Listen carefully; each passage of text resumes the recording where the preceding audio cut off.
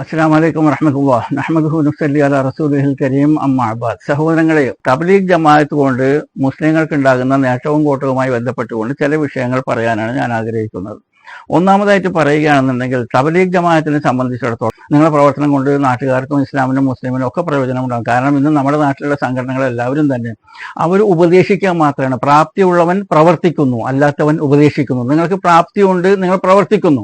നേർക്ക് നേരെ രംഗത്ത് ഇറങ്ങിക്കൊണ്ട് നിങ്ങൾ ജനങ്ങളെ അഭിമുഖീകരിച്ചുകൊണ്ട് ചോദ്യങ്ങൾക്ക് മറുപടി പറയുകയും അവർ ദീനിലേക്ക് ക്ഷണിക്കുകയും ഫേസ് ടു ഫേസ് ആണ് നബി സല്ലല്ലാഹു അലൈഹി വസല്ലം കാലത്ത് നടന്നിട്ടുണ്ടായിരുന്ന തബ്ലീഗാണ് നിങ്ങൾ ചെയ്തുകൊണ്ടിരിക്കുന്നത്. പക്ഷേ ആ തബ്ലീഗിലുള്ള ഇത്തരം ചെറിയ പോരായ്മകളൊക്കെ നിങ്ങൾ അതിനെ റെക്ടിഫൈ ചെയ്യുകയാണെന്നുണ്ടെങ്കിൽ അത് നാടിനും നാട്ടുകാർക്കും ഉമ്മത്തിനും പ്രയോജനപ്പെടും. തബ്ലീഗ് ജമാഅത്ത് പുസ്തകങ്ങൾ, ഫദാലെ അമാൽ, മുന്തഖാബാത്തെ ഹദീസ്, തെരഞ്ഞെടുത്ത ഹദീസുകൾ, തബ്ലീഗ് നിസാബ് എന്ന് പറയുന്ന ഈ പുസ്തകങ്ങളൊക്കെ ഒരു മനുഷ്യൻ തൊടാൻ പോലും പാടില്ല എന്ന് വിശ്വസിക്കുന്ന ഒരു വ്യക്തിയാണ്.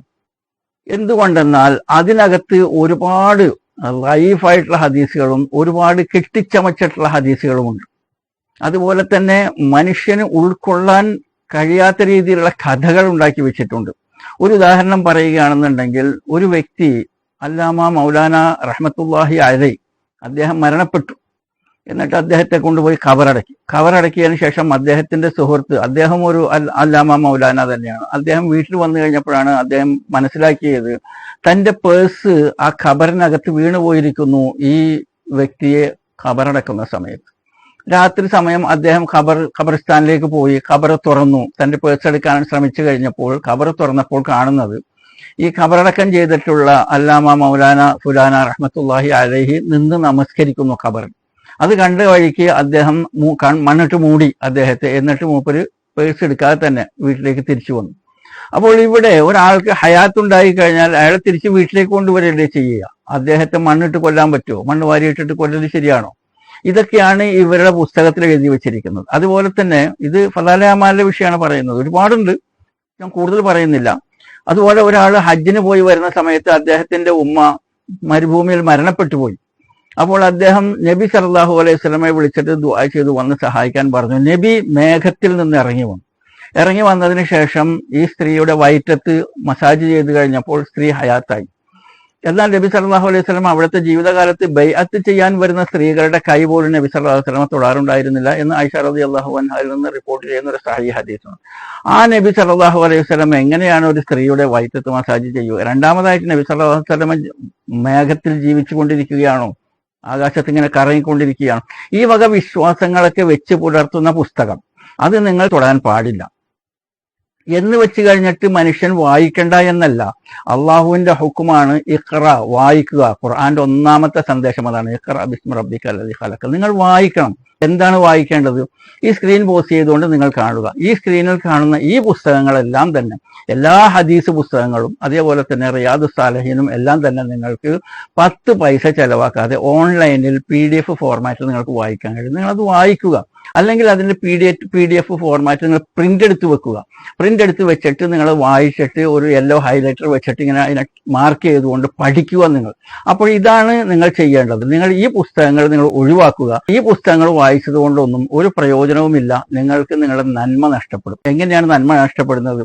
നിങ്ങൾ ഉദാഹരണത്തിന് ഒരാൾ ഹജ്ജ് ചെയ്ത് വരുമ്പോൾ അയാളുടെ ഉമ്മ മരിച്ചു. നബി സല്ലല്ലാഹു അലൈഹി വസല്ലം മേഘത്തിൽ നിന്ന് ഇറങ്ങി വന്നു. ഒരാള് പേഴ്സ് അന്വേഷിച്ച് പോയി കഴിഞ്ഞപ്പോൾ ഖബർ തുറന്നപ്പോൾ അയാൾ നമസ്കരിക്കുന്നു. നിങ്ങൾ ഈ സംഭവം വേറെ നിങ്ങളുടെ കുടുംബത്തിലുള്ള ആരോടെങ്കിലോ നിങ്ങളുടെ സുഹൃത്തുക്കളോടോ അല്ലെങ്കിൽ നിങ്ങളൊരു പ്രസംഗത്തിലോ പറയുകയാണെന്നുണ്ടെങ്കിൽ എന്തുമാത്രം ശിക്ഷ നിങ്ങൾക്കുണ്ടാകുമെന്ന് നിങ്ങൾ ആലോചിച്ചിട്ടുണ്ടോ? എങ്ങനെയെന്നാൽ ഒരു വ്യക്തി കളവ് പറയുന്നവൻ എന്ന് അള്ളാഹുവിന്റെ അടുത്ത് രേഖപ്പെടുത്തണമെങ്കിൽ അവൻ അവിടെ നിന്നും ഇവിടെ നിന്നും കേൾക്കുന്നത് അതിന് റെഫറൻസ് ഇല്ലാത്ത കാര്യങ്ങൾ ആരോടെങ്കിലും പോയി പറഞ്ഞു കഴിഞ്ഞാൽ അള്ളാഹുവിന്റെ അടുത്ത് അവൻ കളവ് പറയുന്നവൻ എന്ന് രേഖപ്പെടുത്തും. മുസ്ലിം റിപ്പോർട്ട് ചെയ്യുന്ന ഹദീസാണ്. നിങ്ങൾക്ക് സ്ക്രീൻ പോസ്റ്റ് ചെയ്തുകൊണ്ട് ഹദീസ് വായിച്ചു നോക്കാം. അപ്പോൾ അള്ളാഹുവിന്റെ അടുത്ത് കളവ് പറയുന്നവൻ എന്ന് രേഖപ്പെടുത്തുന്നു പറഞ്ഞാൽ എന്താണ് അതിന്റെ അർത്ഥം? അത് തമാശയല്ല. കാരണം ആ വ്യക്തിയെ അള്ളാഹു ശപിക്കപ്പെട്ടിരിക്കുകയാണ് ചെയ്തിരിക്കുന്നത്. കാരണം ഖുർആനിൽ അല്ലാഹ് പറയുന്നത് ബലഅനത്തുല്ലാഹി അലൽ ഖാസിബീൻ എന്നാണ്. അതായത് കളവ് പറയുന്നവന് അള്ളാഹുവിന്റെ ശാപമുണ്ട്. അപ്പോൾ ഈ മനുഷ്യൻ ഈ കഥകളൊക്കെ മറ്റുള്ളവരോട് പറഞ്ഞതുകൊണ്ട് അള്ളാഹുവിന്റെ ശാപം പേറിയാണ് ഇദ്ദേഹം ജീവിച്ചുകൊണ്ടിരിക്കുന്നതെന്ന് മനസ്സിലാക്കുക. അപ്പോൾ ഇത്തരത്തിലുള്ള കഥകൾ അവിടെ നിന്നും ഇവിടെ നിന്നും കേട്ടത് നിങ്ങൾക്ക് പറയണമെങ്കിൽ ഖുർആൻ ഒരു കണ്ടീഷൻ വെച്ചിട്ടുണ്ട്. ആ കണ്ടീഷൻ എന്താണ്? യാ അയ്യുഹല്ലദീന ആമനൂ ഇൻ ജാഅകും ഫാസിഖുൻ ബിനബഇൻ ഫതബയ്യനൂ അൻ തുസീബൂ ഖൗമൻ ബിജഹാലത്തിൻ ഫതുസ്ബിഹു അലാ മാ ഫഅൽതും നാദിമീൻ. സത്യവിശ്വാസികളെ, ഒരു അധർമ്മകാരി വല്ല വാർത്തയും കൊണ്ട് നിങ്ങളടുത്ത് വന്നു കഴിഞ്ഞാൽ നിങ്ങൾ വ്യക്തമായി അതിനെക്കുറിച്ച് അന്വേഷിച്ചറിയണം. അറിയാതെ നിങ്ങൾ ഒരു ജനതയ്ക്ക് ആപത്ത് വരുത്തി തീർക്കുകയും എന്നിട്ട് ആ ചെയ്തതിന്റെ പേരിൽ നിങ്ങൾ ഖേദക്കാരായി തീരാതിരിക്കാൻ വേണ്ടി. അപ്പൊ നിങ്ങൾക്ക് കഴിയുമോ മുൻതഖാബാത്തെ ഹദീസിലും ഫദാലെ അമാലിലും പറഞ്ഞിട്ടുള്ളതൊക്കെ ശരിയാണോ തെറ്റാണോ എന്ന് നിങ്ങൾക്ക് അന്വേഷിച്ചറിയാനും മാത്രം ബുദ്ധിയും വിവരവും വിവേകവും ഉണ്ടോ? എന്നെ സംബന്ധിച്ചിടത്തോളം, അല്ലെങ്കിൽ എന്നെ കേൾക്കുന്നതിൽ ഭൂരിഭാഗം സംബന്ധിച്ചിടത്തോളം നമുക്ക് അതിനുള്ള കപ്പാസിറ്റി ഇല്ല. അപ്പൊ നമ്മളെ സംബന്ധിച്ചിടത്തോളം ഇതിനെ ഒഴിവാക്കി നിർത്തുക. എങ്ങനെ ഒഴിവാക്കി നിർത്തണം? അത് നബിയുടെ ഉത്തരവാണ് നമ്മളോട്. എന്താണ് നബി സല്ലല്ലാഹു അലൈഹി വസല്ലമ പറയുന്നു? ഹലാൽ വ്യക്തമാണ്, ഹറാം വ്യക്തമാണ്. രണ്ടിനും ഇടയിലുള്ളതാണ് സംശയാസ്പദമായ കാര്യങ്ങൾ. സംശയാസ്പദമായ കാര്യങ്ങൾ വിട്ടുനിൽക്കുന്നവനെ സംബന്ധിച്ചിടത്തോളം അദ്ദേഹത്തിന്റെ ദീനിന്റെ മാർഗം സ്വീകരിച്ചിരിക്കുന്നു. ആ ഹദീസ് ഇവിടെ കാണാം നിങ്ങൾക്ക്. ഹദീസ് ഈ സ്ക്രീൻ പോസ്റ്റ് ചെയ്തുകൊണ്ട് ഹദീസ് വായിച്ച് മനസ്സിലാക്കുക. അപ്പോൾ നിങ്ങൾ ഹറാമും ഹലാലും വ്യക്തമാണ് നിങ്ങൾക്ക്, പക്ഷെ അതിനിടയിലുള്ള സംശയാസ്പദമായ കാര്യങ്ങളിൽ നിന്ന് വിട്ടു നിൽക്കണം. അപ്പോൾ ഈ മുൻതഖാബാത്തെ ഹദീസും ഫദാലെ അമാലും തബ്രീഖിന്റെ നിസാബും ഇതൊക്കെ സംശയാസ്പദമായ കാര്യങ്ങളാണ്. അത് ശരിയാണെന്നും പറയേണ്ട, തെറ്റാണെന്നും പറയേണ്ട, നിങ്ങൾ വിട്ടു നിൽക്കുക. ഇതാണ് നിങ്ങളുടെ സ്റ്റാൻഡ്. ഞാൻ നിങ്ങളോട് പറഞ്ഞ ഈ പുസ്തകങ്ങളെല്ലാം നിങ്ങൾ അതിനെ ഒഴിവാക്കുക, കൈകൊണ്ട് തൊടണ്ട എന്ന് പറഞ്ഞതിൽ നിന്ന് അതിന് തെളിവായിട്ട് എനിക്ക് നിങ്ങളോട് പറയാൻ കഴിയുന്നത്, ഇവിടെ നിന്ന് ഹുറൂജ്, അതായത് പ്രബോധന പ്രവർത്തനത്തിന് വേണ്ടിയിട്ട് പുറപ്പെടുന്ന വ്യക്തികൾ ഗൾഫിലേക്ക് പോകുന്ന സമയത്ത് ഖത്തറിലും UAE-യിലും ഒമാനിലും ഒക്കെ അവർ ഈ പുസ്തകം തൊടാറില്ല, അത് ആരെയും കാണിക്കാറില്ല. പകരം അവർ റിയാദു സാലിഹീനാണ് അവിടെ വായിക്കുന്നത്. കാരണം ഈ പുസ്തകങ്ങൾ ഏതെങ്കിലും അറബികളുടെ ശ്രദ്ധയിൽപ്പെടുകയോ അവർ വായിക്കുകയോ മനസ്സിലാക്കുകയോ ചെയ്തു കഴിഞ്ഞാൽ അപ്പോൾ ഈ ഗ്രൂപ്പിന് തന്നെ ഒരുപക്ഷെ ബാൻ സംഭവിക്കാൻ സാധ്യതയുണ്ട്. അതുകൊണ്ട് ഈ പുസ്തകം ശരിയല്ല എന്ന് തബ്ലീഗ് ജമാഅത്ത് അംഗീകരിക്കുന്നത് കൊണ്ടാണല്ലോ അവർ ഗൾഫ് നാടുകളിൽ ഇത് വായിക്കാതെ അതിന് പകരം റിയാദ് സാലിഹീൻ വായിക്കുന്നത് എന്ന് മനസ്സിലാക്കുക. പിന്നെ ഈ പുസ്തകങ്ങൾ എന്തുകൊണ്ട് ഇന്ന് വരെ അറബിയിൽ അതിനെ ട്രാൻസ്ലേറ്റ് ചെയ്തിട്ട് പ്രസിദ്ധീകരിച്ചിട്ടില്ല? ഇതും ചിന്തിക്കേണ്ട വിഷയമാണ്. കാരണം അറബി ഭാഷയിൽ ഇതിനെ ട്രാൻസ്ലേറ്റ് ചെയ്ത് ഇതിനെ പ്രസിദ്ധീകരിച്ചു കഴിഞ്ഞാൽ പിന്നെ അതോടുകൂടി തബ്ലീഗ് ജമാഅത്തിന്റെ അവസാനവുമായിരിക്കും. അപ്പോൾ അതുകൊണ്ട് ഈ പുസ്തകങ്ങൾ ഒഴിവാക്കിക്കൊണ്ട് നിങ്ങൾ ഇസ്ലാമിന്റെ ആധികാരികമായ ഗ്രന്ഥങ്ങളും ഹദീസുകളും വായിക്കുക, പഠിക്കുക, മനസ്സിലാക്കുക. ഇനി തബ്ലീഗിന്റെ ഖുറൂജുമായി ബന്ധപ്പെട്ടുകൊണ്ട്, ഖുറൂജ് എന്ന് പറഞ്ഞു കഴിഞ്ഞാൽ പ്രബോധന പ്രവർത്തനത്തിന് വേണ്ടി പുറപ്പെട്ടു പോകുന്നതിനെയാണ് ഖുറൂജ് എന്ന് പറയുന്നത്. ഖുറൂജുമായി ബന്ധപ്പെട്ട് പറയുകയാണെന്നുണ്ടെങ്കിൽ ഖുറൂജിൽ ഇവർക്ക് പോകുന്നതിന് ഒരു ടൈം ഫ്രെയിം ഉണ്ട്. അതായത് 4 മാസം, 40 ദിവസം, 1 വർഷം, ഇത്തരത്തിലൊരു ടൈം ഫ്രെയിം കണക്കാക്കി ഖുറൂജിന് പോവുക എന്ന് പറയുന്നതിന് ഇസ്ലാമിൽ എന്ത് അടിസ്ഥാനമുണ്ട് എന്ന് എനിക്കറിയില്ല. ഒരാൾക്ക് ഒരാഴ്ച ലീവുണ്ട്, 3 ദിവസം ലീവുണ്ട്, 10 ദിവസം ലീവുണ്ട്, 15 ദിവസം ലീവ് ഉണ്ടെന്നുണ്ടെങ്കിൽ ആ ഒരു നാട്ടിലുള്ള ആളുകൾ 10 ദിവസത്തെ തബ്ലീഗിന് പോകണം, 15 ദിവസത്തെ തബ്ലീഗിന് പോകണം. പക്ഷെ ഇവരുടെ ആ സിസ്റ്റം അനുസരിച്ചിട്ട് ഇവർ പ്രിസ്ക്രൈബ് ചെയ്തിട്ടുള്ള ആ ദിവസത്തേക്ക് മാത്രം പോകണം എന്നുള്ളതാണ്. ഇത് ശരിയാണെന്ന് എനിക്ക് തോന്നുന്നില്ല. അത്തരത്തിലൊരു ഖുറൂജ്, അതായത് പ്രബോധന പ്രവർത്തനത്തിന് വേണ്ടി പുറപ്പെട്ടു പോകുന്നതിൽ ഞാൻ കാണുന്ന ഒരു ന്യൂനത എന്തെന്നാൽ, കോഴിക്കോട് തബ്ലീഗ് പള്ളിയിലുള്ള സത്യവിശ്വാസികളായിട്ടുള്ള മുസ്ലിങ്ങളെല്ലാവരും കൂടിയിട്ട് ഖുറൂജ് പോകാൻ വേണ്ടി തീരുമാനിക്കുന്നു. അങ്ങനെ അവരൊരു ടീം ഉണ്ടാക്കിയിട്ട് അവർ തിരുവനന്തപുരത്തെ പള്ളിയിലേക്ക് പോകും, തബ്ലീഗിന്റെ പള്ളിയിലേക്ക്. കാരണം ഈ തബ്ലീഗ് പള്ളിയിലാണ് തബ്ലീഗിന്റെ ആളുകൾ പോവുകയുള്ളൂ, മറ്റുള്ള പള്ളികളിൽ അവരെ സ്വീകരിക്കാറില്ല.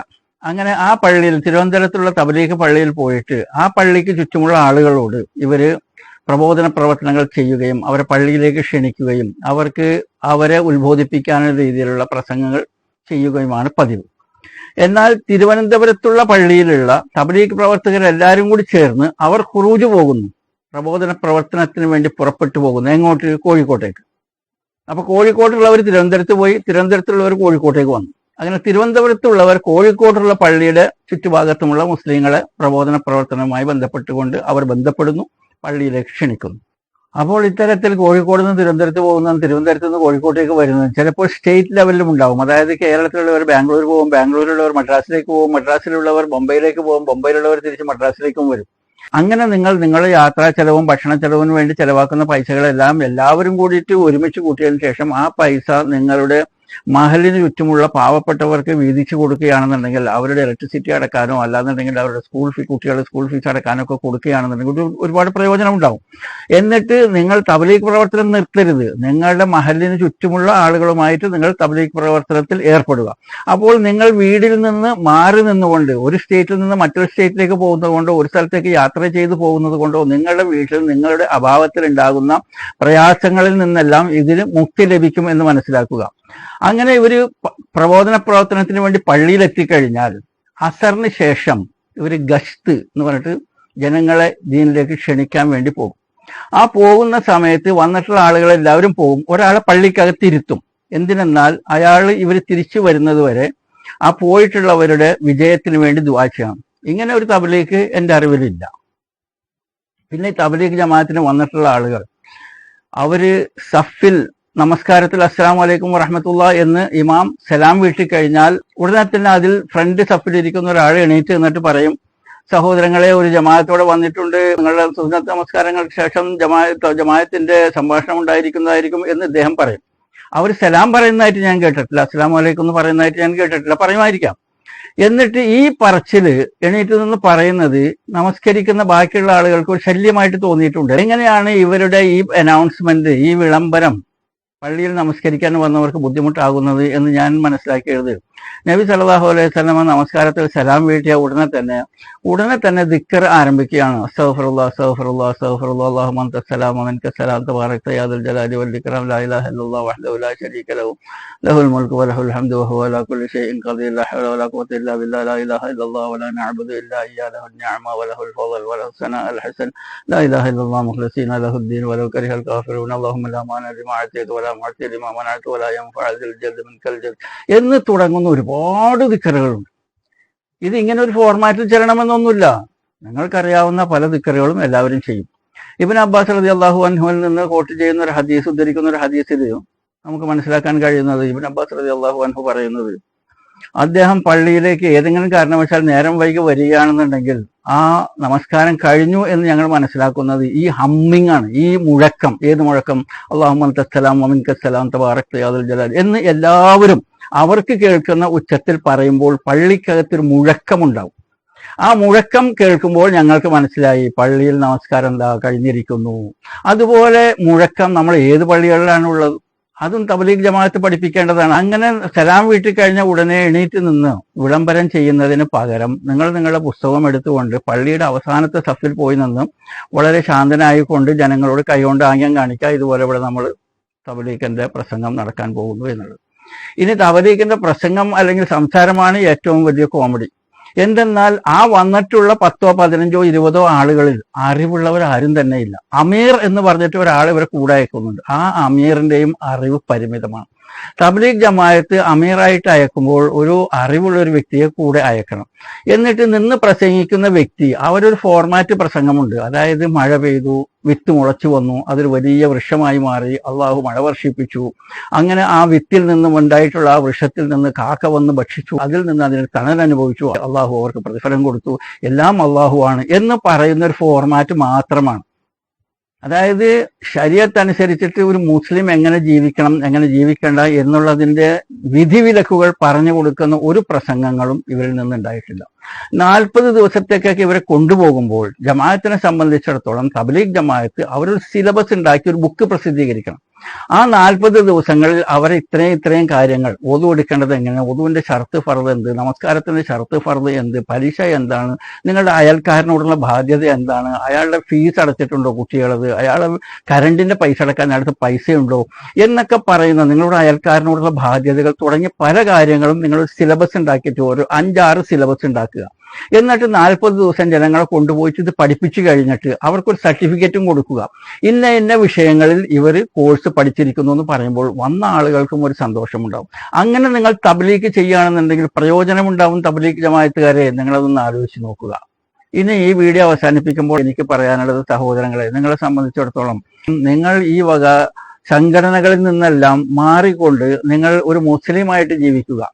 അതാണ് നിങ്ങൾക്ക് ഉചിതം. നിങ്ങൾ ഏത് സംഘടനക്കാരാണ്, ജമാഅത്താണോ, AP ആണോ, EK ആണോ, വിസ്ഡമാണോ, മർകസ് ദഅവയാണോ എന്ന് ചോദിച്ചു കഴിഞ്ഞാൽ എന്ത് പറയണം എന്ന് അല്ലാഹു സുബ്ഹാനഹു വ തആല സൂറ ഫുസ്സിലാത്തിൽ നിങ്ങൾക്ക് കൃത്യമായിട്ട് പറയാനുള്ള നിർദ്ദേശം നൽകിയിട്ടുണ്ട്. ആ നിർദ്ദേശം എന്തെന്നാൽ വമൻ അഹ്സന ഖൗലൻ മിമ്മൻ ദഅ ഇലല്ലാഹി വഅമില സ്വാലിഹൻ വഖാല ഇന്നനി മിനൽ മുസ്ലിമീൻ.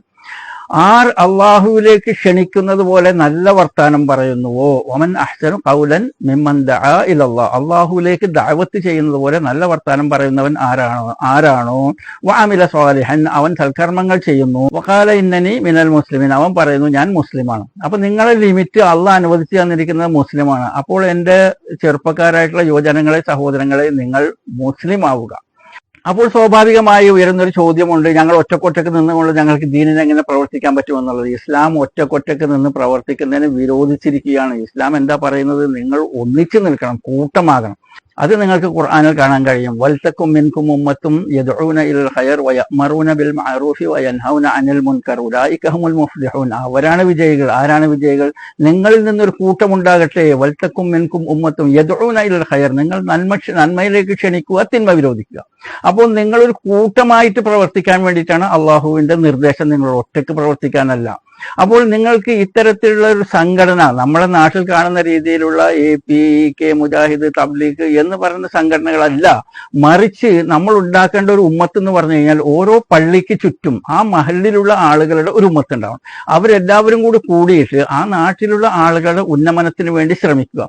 ഇതാണ് ആ ഉമ്മത്ത് എന്ന് പറയുന്നത്. നിങ്ങളുടെ വീട്ടിൽ ആർക്കെങ്കിലും ഒക്കെ ഒരു വലിയ വീടുണ്ടെങ്കിൽ, അല്ലെങ്കിൽ അവരുടെ വലിയ വീടിന്റെ മുകളിൽ ടെറസിൽ ഒരുപാട് സ്ഥലമുണ്ടെങ്കിൽ അവിടെ നിങ്ങൾ എല്ലാവരും കൂടി ഒത്തുചേർന്നുകൊണ്ട് ദീനീ പ്രവർത്തനങ്ങളും പ്രബോധന പ്രവർത്തനങ്ങളും അവിടെ ആരെങ്കിലും ഒന്ന് പ്രസംഗിക്കുകയും ജനങ്ങളെ ദീനിലേക്ക് ക്ഷണിക്കുകയും ചെയ്യുക.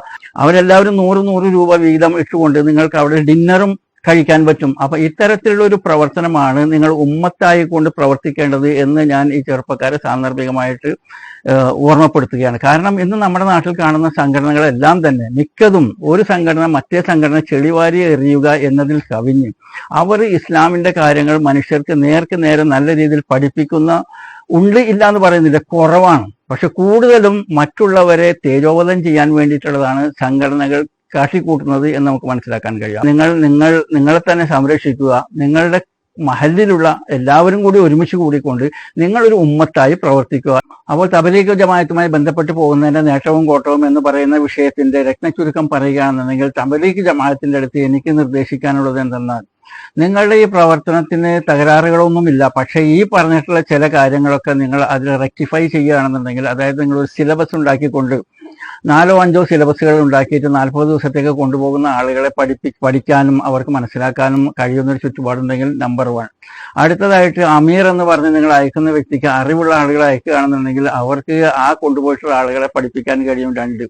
മൂന്നാമതായിട്ട് നിങ്ങൾ ഈ ചെയ്യുന്ന ചില ചുറ്റുപാടുകളൊക്കെ, അതായത് ഖുറൂജിന് പോകുന്ന സമയത്ത് പള്ളിയിൽ ഇരുന്നിട്ട് അവരുടെ വിജയത്തിന് വേണ്ടി പ്രാർത്ഥിക്കുന്ന പരിപാടി, അതേപോലെ തന്നെ 40 ദിവസം 4 മാസം, ഇതൊക്കെ മാറ്റിക്കൊണ്ട് എന്താണ് ഇസ്ലാമിലെ തബ്ലീഗ്, ആ രീതിയിലേക്ക് നിങ്ങൾ തിരിച്ചു വരികയാണെന്നുണ്ടെങ്കിൽ നിങ്ങളുടെ പ്രവർത്തനം കൊണ്ട് നാട്ടുകാർക്കും ഇസ്ലാമിനും മുസ്ലിമിനും ഒക്കെ പ്രയോജനം ഉണ്ടാകും. കാരണം ഇന്ന് നമ്മുടെ നാട്ടിലുള്ള സംഘടനകളെല്ലാവരും തന്നെ അവർ ഉപദേശിക്കാൻ മാത്രമാണ്. പ്രാപ്തിയുള്ളവൻ പ്രവർത്തിക്കുന്നു, അല്ലാത്തവൻ ഉപദേശിക്കുന്നു. നിങ്ങൾക്ക് പ്രാപ്തിയുണ്ട്, നിങ്ങൾ പ്രവർത്തിക്കുന്നു.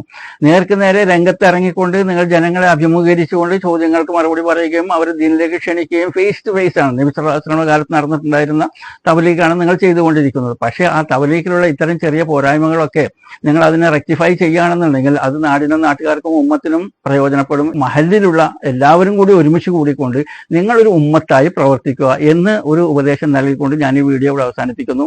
സോ ജസാക്കല്ലാഹു ഖൈർ, ബാറക്കല്ലാഹു ഫീ. അസ്സലാമു അലൈക്കും വറഹ്മത്തുള്ളാഹി.